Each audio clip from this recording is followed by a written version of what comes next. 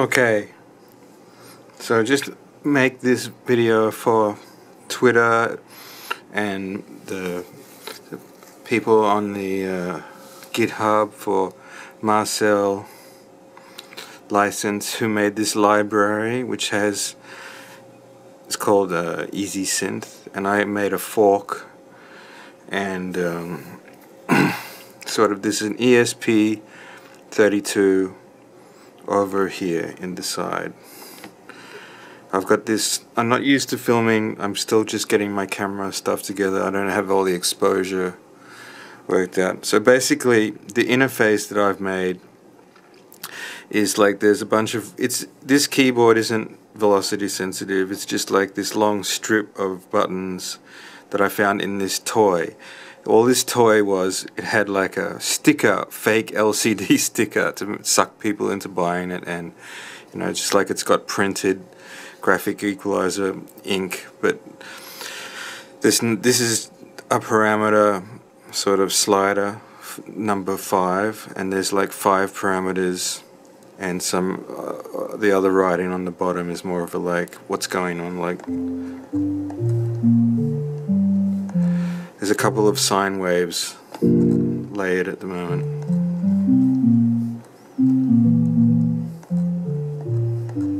So there's attack, decay, sustain, release in this bank number 1, and you can change banks by hitting this sort of shift button, much like this other keyboard I've got. This a lot of keyboards have a shift parameter button, and you hit the first key and you get attack.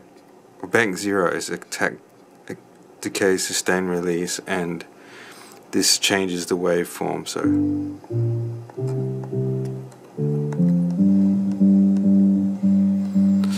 can't really hear it because of the way I've got the attack. I've got the filter on a bit too aggressively. So okay, so now you can hear it. So I'll go back to first page.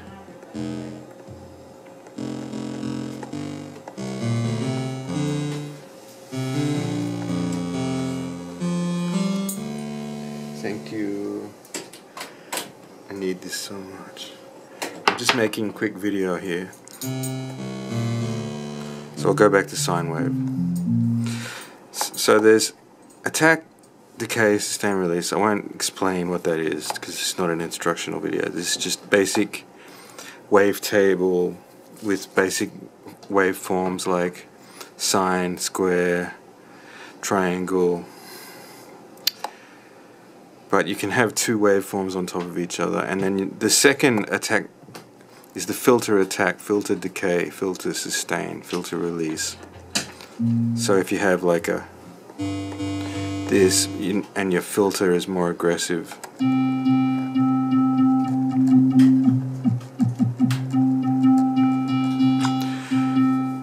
and then on the third page you got a set of parameters like resonance. How much resonance, sort of a master resonance, cutoff frequency, noise level. If you put the cutoff high, you can hear this noise. You can get rid of the noise.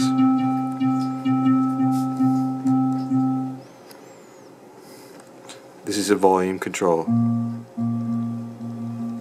For MIDI, it's just MIDI. But this is like it has MIDI, but it's not using it.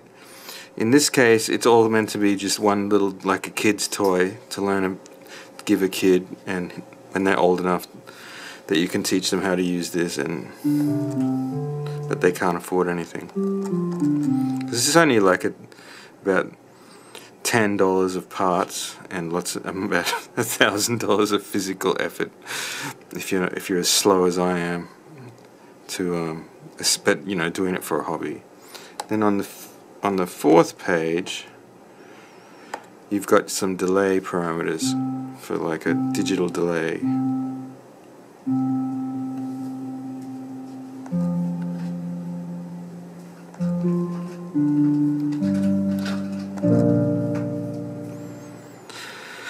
get rid of that mostly. And then on the next page, it's just code I wrote that is, it's not a sequencer yet, it's just an arpeggiator, so you can hold.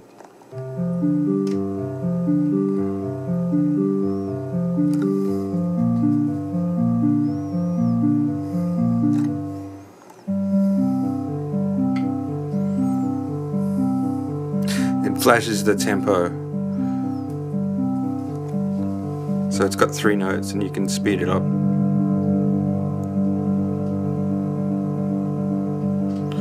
You can change the quarter notes, 16th notes, you know, triplets, whatever. I'll slow it down.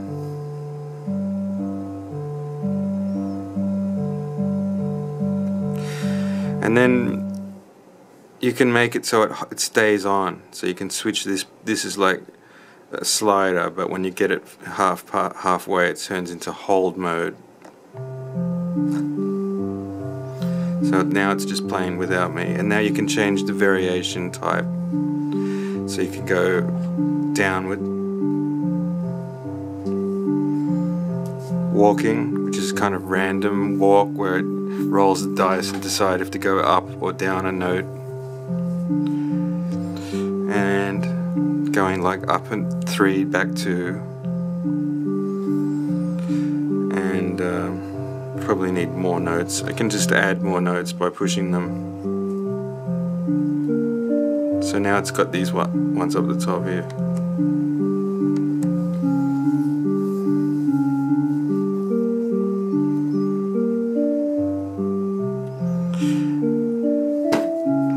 These kind of up and down variations sound better when you go faster.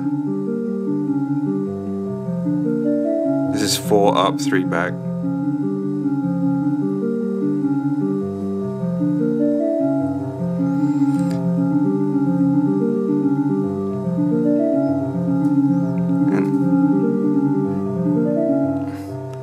Okay, so then we can put it on random, where it just rolls the dice and just picks random notes from your arpeggio.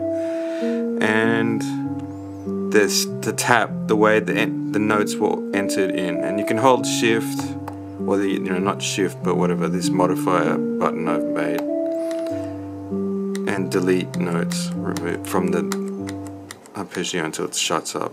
Or you can just turn hold off, and that also shuts it up. And that's kind of what it does, you know.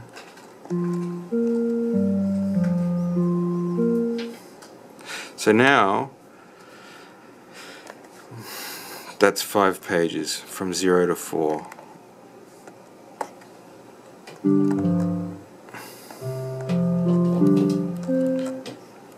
I'm trying to make a longer video where I actually jam out. And the other one I was going to make another video is this toy.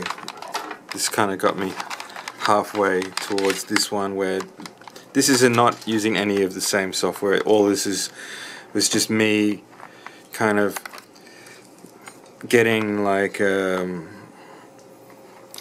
just putting wires onto the circuit board of this so I could detect the buttons, and then I added a module that has a kind of a shift, or was it analogue kind of scanning 8 using a selector kind of. I forget the name of the chip. I have to spend time reviewing what it all was, because it's sort of a bit vague in my head now. But this thing is a cool little MIDI controller. It also does arpeggios, but it sends it through USB, so I can it's got this USB sort of built into it now, and I can use it on a computer with whatever software synthesizer. But it's horrible. I mean, really not responsive, trigger happy.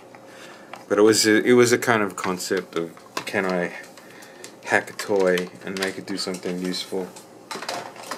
So the camera work is shit, but I wanted to make one where you could sort of see me playing with the pages, and I might zoom in so you can see a bit, if I can be bothered. I'm a bit exhausted at the moment from doing other work. So, see you next time.